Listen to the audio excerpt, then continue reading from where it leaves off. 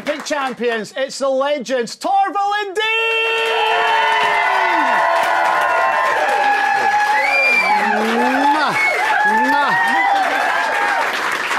Thank you. Thank you. Sit down. Torvill and Dean.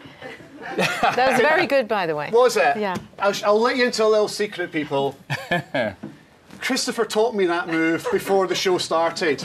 But I don't want to take any credibility for what he did. Thank you so much for being on the show. Two absolute legends. Thank you. Thank you. Do you get tired of talking about that moment in 1984? No, you know, it's a part of our life. It's us. It opened the doors to so many things that, and we're still doing skating and part of this entertainment business that, you know, 34 years later, we're still doing it. And we would never have thought we would be still doing it. So Bolero has a lot to answer for in a good way. 4 minutes, 28 seconds, Jane, that change your life. That was it. Yes, absolutely. And, you know, as Chris said, it opened all the doors for the future, and we can't believe we're still doing it. And it should have only been 4 minutes or 4 minutes, 10 seconds. We had to somehow discover 4 minutes 28 is too long. Right. So if that was too long, how did you get away with it? We started on our knees. Is that why you're on your knees doing all that? Yes, out of necessity, we did that. So the stopwatch doesn't start until the blades hit the ice. Right, so when the blades hit the ice, that's when you officially started. Yes. Oh, that's how you got away. So you kind of cheated? No. So you were trailblazers then in 1984. That would be fair to say. We took the grey areas and ran with them. Yes, we did. And history says that, for me anyway, you're two of the biggest sporting legends that have come out of the UK ever. Oh, thank you. Well, thank you. I mean, and in 1984, there were 56 million people in the United Kingdom. That means that 43% of the country was watching you that night. That is just astronomical. Did you know what was going on back home when you took to the ice that night? No, absolutely not. No. We lived in this bubble.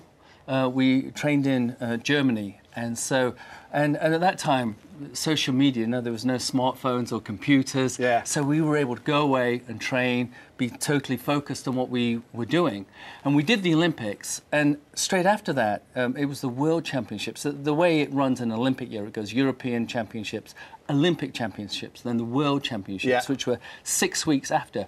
We didn't come back to the UK. We went straight back to Germany, back into training. And it was only after the World Championships that we came home that we realised the impact that it took you a wee while to realise what impact we had no it made. idea, no. Did you feel a wee bit like the Beatles when you did come home? Do you know what I mean? I mean, the country was going absolutely ice skating crazy and loved you two to bits. Did it feel a bit like being a pop star? Yes, because when we came back to Nottingham, they'd arranged a reception for us. The mayor had arranged a reception at the council house in Nottingham, but they wanted to do like a parade around the city so that people could like a Pope-mobile. congratulate it. It was literally a Pope-mobile, and we went all around the streets of Nottingham, and we couldn't believe how many. We thought there'd be a few people, and then most of them would be at the council house. Right. But the whole streets were lined, and we just thought, oh my goodness, you know, they did really watch this, and they're right that brought it behind home us. to us, I think, that how many people had watched it and how many people were... You know, I think... I remember when England won the World Cup. And we don't mention that here in Scotland. Sorry. We what actually, I'm saying is... we don't remember that. When the country wins at a sport, I think everybody can stand up a little bit taller and say, we've not had that feeling yet from Scotland, no. You've still got the curlers. We've still got the curlers, actually. The curlers, yes!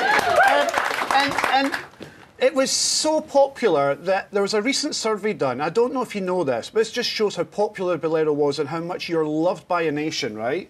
In a recent online survey about that landmark event, people would most like to go back in time to witness. More people would rather watch you perform the Bolero in Sarajevo in 1984 than witness the birth of Christ.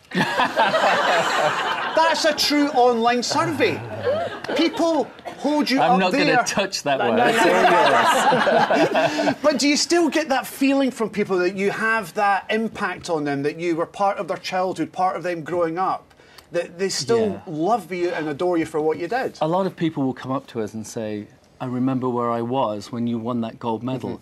And a lot of times they'll say, I remember staying up late. And I think this was the World Championships just after the Olympics. Got delayed. Because it got delayed. There was a fire in the rink. It all got put behind. Right. And so they were showing the Zamboni going around. There was no commercials or anything on TV like that. So they just sat there watching. But people do come up to us and say, you know how you have those markers in your life sometime? I remember that moment. Yeah, and what a moment it was. And younger audiences and younger viewers tonight, a bit like myself, know you more for Dancing on Ice and that amazing show that's on TV right now. Are you enjoying now being part of the judging panel of Dancing on Ice? It's a 10 series and you're now in the judging panel. Are you enjoying that, Jane?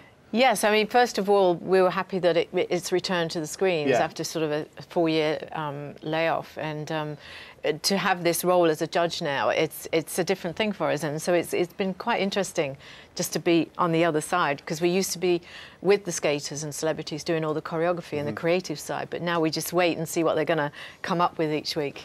So, I take it you're enjoying it as well, Christopher. Yeah, no, I like warming that seat up. Yeah, I like having an opinion nowadays. Are you the Simon Cowell, then, of the judging panel? Maybe.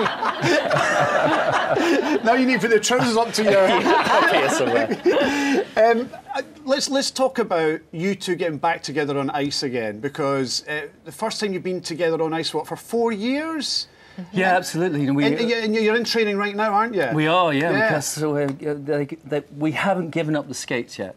No. They're the last thing to be given up. So we're still skating. Oh, there we go. You're on skating right now, training. There we go. Yeah, 4 years. Literally, that was after 4 years, first day back on the ice, and so we had 3 days of hell, trying to get our balance back. Yeah. But you've not lost it. You're still gliding along nicely. Surprisingly. You know, if you squint, it looks a lot better. I would give you a 4.3 for that. Well, thank you very much. Thanks. But was it an easy decision to come back on the ice after 4 years of not doing it? Was it something you wanted to do? Well, with the return of Dancing on Ice on the TV, following on from that, we're doing the tour again. And we definitely wanted, as we knew we wouldn't be skating on the TV show, we definitely want to be skating on the tour. So, but that all got changed again last week, didn't it? Last week they announced that we're skating in the final of the TV Dancing show. on Ice, the TV show. Yeah. So that was thrown at you, and you're going to be dancing on ice for the show, the live show, which is coming to the Hydro in April, which will be a lot of fun. Do we know who's coming with you? What celebrities are going to be involved in the big show at the Hydro? We do. We've got Jake and Cam and Max. Max Evans, Evans. Do you know Max Evans was on the show a couple of weeks ago and showed us his six-pack? Did he? Yeah, he likes to get his six-pack out. Whenever he can. And Alex. And then we've got Donna Eyre and Cheryl from Bucks Fizz. And then we've got the Ray Quinn, the champion of champions, will be back. And that's in April at the Hydro. You've been to the Hydro before? Yes, we have. Yeah, we love that building. It's an amazing venue. venue. We love Scotland. And so how does the show work, the live show? Is it a competition and then a show? How does it work? It's the same as a TV show, essentially. The first half is the competition. Celebrities get to do their favourite routine and their strongest routine. We'll still be judging as well. And then in the second half, well, during the interval, the audience there get to vote, as they do on the show, and to decide who's going to win. So the there'll judges, be a winner each night? There'll be a winner each night. And it could be a different person each night. Very competitive. Can I give you a wee hint what to do at the Hydro? Make sure Max Evans wins, former Scotland rugby player. You see, that's There's quite every likely. chance. Yes, Every chance. Delighted to have them on the show tonight. It's Jane, Torvill and Christopher Dean! Now, in part two, Torvill and Dean met when Jane was 11 and Chris was 10, but what was her nickname for him? Find out the answer to that and the average UK house price back in 1984. Don't go anywhere, back after the break.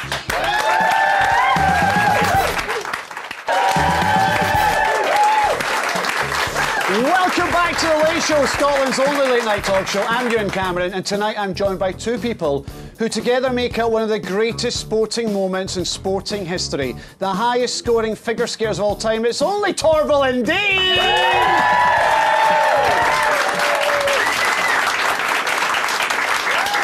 Right, guys, you met in 1968 at a skating rink in Nottingham, and you had a nickname for Christopher.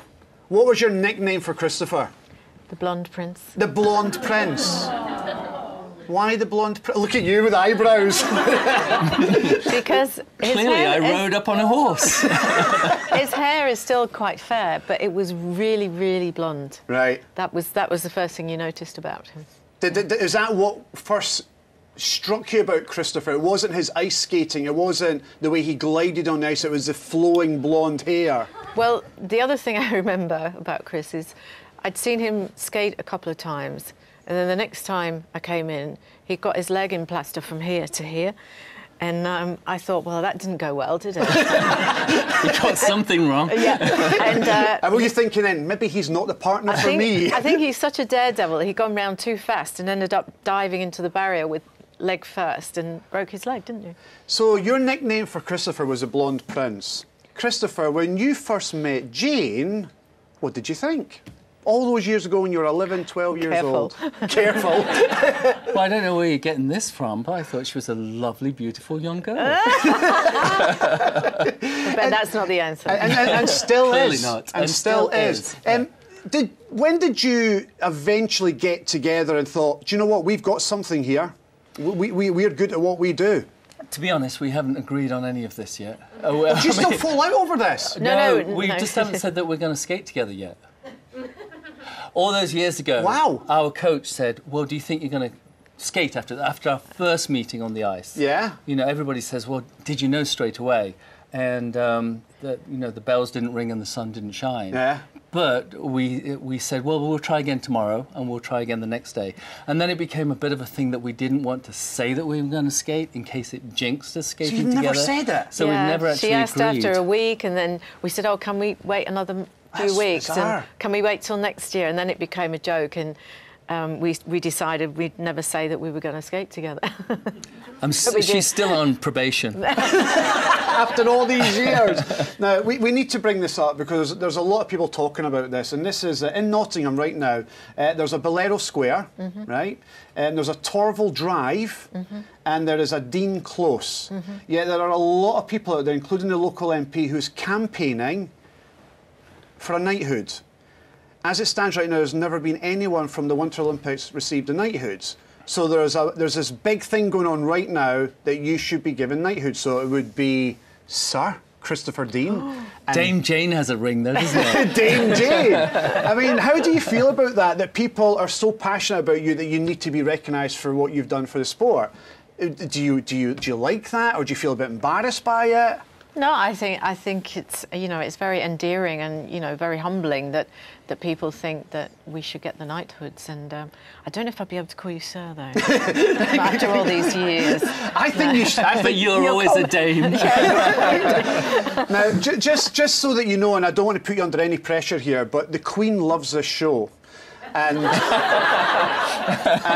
I'm sure she's watching tonight when she's in Scotland. She loves this show, and we'll send her a copy of it. So if you'd like to speak to the Queen about the possibilities of getting a knighthood, you can just look down camera 2 and say hello to the Queen. Good evening, Mom. Good evening, Mom. I'm so happy that you love this show, and we would love to see you again sometime.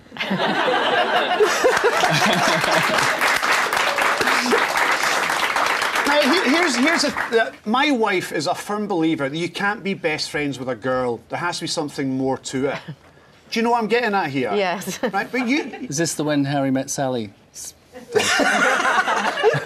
But you know what I mean? But you two are so close, but that's it, you're just close friends, and nothing else has ever really happened between the two of you. I did read somewhere in the mirror you had a wee snog in the back of a bus somewhere. but do you know what I mean? It's just, my wife believes that can't happen. So what is it that's